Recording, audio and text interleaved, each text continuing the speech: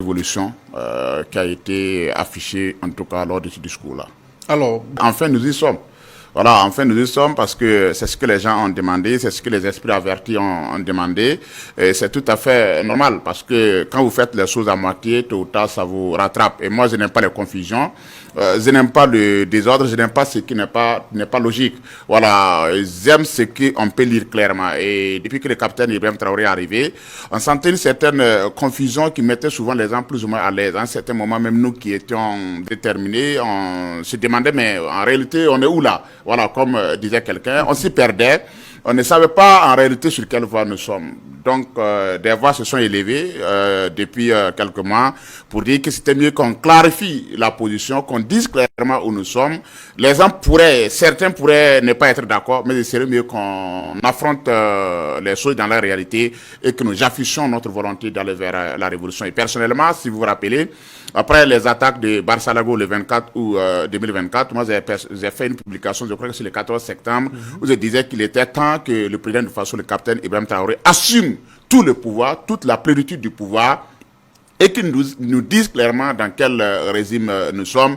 Je disais que tôt ou tard, il allait le faire parce que les circonstances vont même le contraindre à le faire. Bref, je pense que nous sommes arrivés à ce niveau-là où le président de façon finit par s'assumer, urbi ou orbi, catégoriquement, en disant que nous ne sommes pas en démocratie, nous sommes dans une révolution progressiste et populaire. Donc, depuis hier, c'est affiché, c'est clair, c'est catégorique, c'est connu, nous sommes dans une révolution progressiste et populaire. Effectivement. Débattre de cette révolution-là, est-ce que les choses vont rester telles? Mais ce que je peux seulement dire par révolution progressiste, c'est cette volonté d'aller de l'avant, c'est cette volonté de rompre avec un ancien système, avec un ancien ordre. C'est cette volonté de faire du nouveau. Maintenant, d'autres pourraient très vite se demander, peut-on faire du nouveau avec du vieux?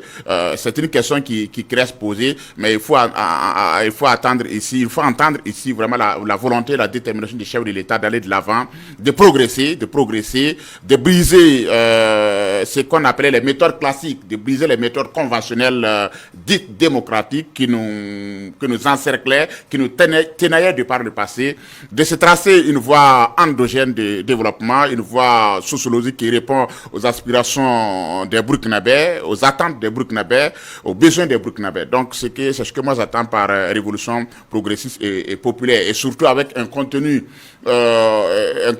innovateur, un contenu qui donne surtout de l'espoir, et un contenu aussi participatif, parce que c'est une personne qui décide, qui fait comprendre sa volonté, et une masse qui adhère à cette volonté-là. Maintenant, comme je l'ai dit, certaines institutions dites, entre guillemets, démocratiques, vont-elles rester ou elles vont disparaître? Je pense que l'avenir nous le dira. Alors, heureusement, il y a trop de loups cachés à notre niveau. Ça, c'est une réalité. Et pourtant, la révolution a besoin de convaincus, de personnes déterminées. On ne fait pas des révolutions avec des gens qui ne sont pas convaincus. On ne fait pas la révolution avec des gens qui se disent être sages, qui sont des universalistes, qui croient en la sagesse universelle. Non, ce n'est pas possible. Je trouve que malheureusement, il y a des gens qui jouent à un double jeu.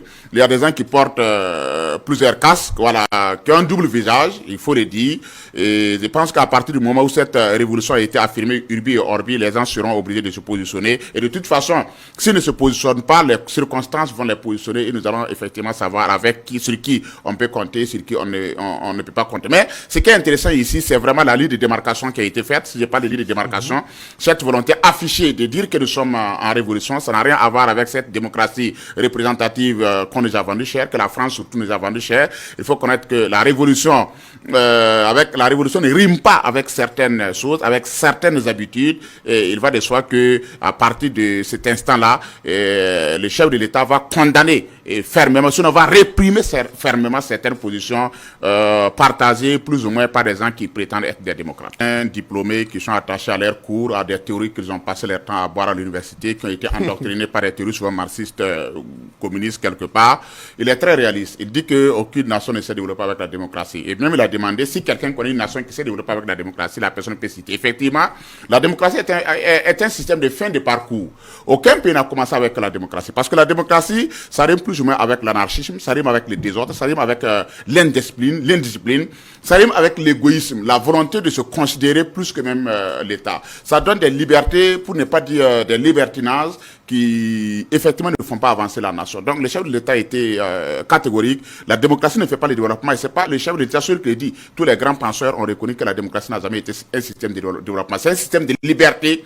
C'est quand vous avez à manger, à boire, vous avez des infrastructures, des écoles. C'est quand vous avez pratiquement tout que vous allez vers la démocratie. Quand vous allez, vous voyez même les grandes nations, les nations dites puissantes, comme la France, comme les États-Unis, comme l'Angleterre. C'est après avoir conquis le monde, avoir fait la colonisation, que ces nations sont arrivées à la démocratie. Moi, j'étais personnellement persuadé qu'avec la démocratie, surtout les systèmes représentatifs français, on ne pouvait pas aller de l'avant.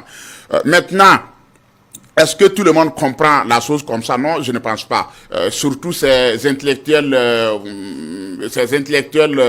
bourgeois-là, ces gens qui ont été formatés par le système néocolonial, le système néocolonial français, ces gens qui ont passé toutes leurs années dans les universités, on leur a fait boire cette version selon laquelle il n'y a que la démocratie qui fait le développement. Et malheureusement, beaucoup de Burkinabés sont convaincus qu'il n'y a que la démocratie qui fait le développement. Et la démocratie a même été érigée en système universel de développement. C'est bien faux, c'est archi faux, mais il y a des gens malheureusement au Burkina Faso qui croient en cela, qui sont mortifiés sur cela, parce que ces gens ont passé simplement leur temps à boire des coups dans les universités, ils n'ont pas de culture, ils n'ont pas assez lu, et ils sont convaincus que la démocratie est encore un bon système. Mais je pense qu'il nous appartient à nous autres de détruire ces convictions-là. De toute façon, nous sommes déterminés à aller jusqu'au bout.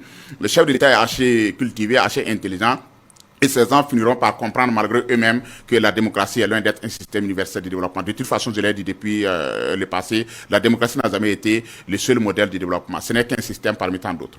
C'est normal et ça se comprend. Voilà, quand dans un espace géographique comme de par le passé qu'on appelait la CEDEAO, tout le monde était aligné sur cette volonté impérialiste, sur cette volonté néocoloniale, tout le monde était aligné derrière la France, derrière la volonté des grandes puissances, et que vous décidez de rompre avec cet ordre-là, néocolonial-là, vous décidez de vous assumer, vous décidez de tracer votre voie, il va de soi qu'on vous combatte, parce que vous devenez un ennemi pour les autres, vous devenez l'obstacle pour les autres. Aujourd'hui, le Burkina Faso se positionne comme l'obstacle pour ces pays-là qui veulent rester sous le joug des pays impérialistes. Voilà pourquoi le Burkina Faso est combattu par ces pays-là, pas seulement ces pays-là qui combattent le Burkina Faso, ces pays ne font qu'être des intermédiaires. En réalité, ceux qui combattent le Burkina Faso, ce sont les pays impérialistes, en particulier la France et ses partenaires, qui passent certainement par ces nations-là qui sont proches de nous et qui ne veulent pas de souveraineté, qui ne veulent pas de liberté pour nous combattre. Moi, je pense que c'est de bonnes guerres. Hein. La nature a toujours été comme ça. Regrettable.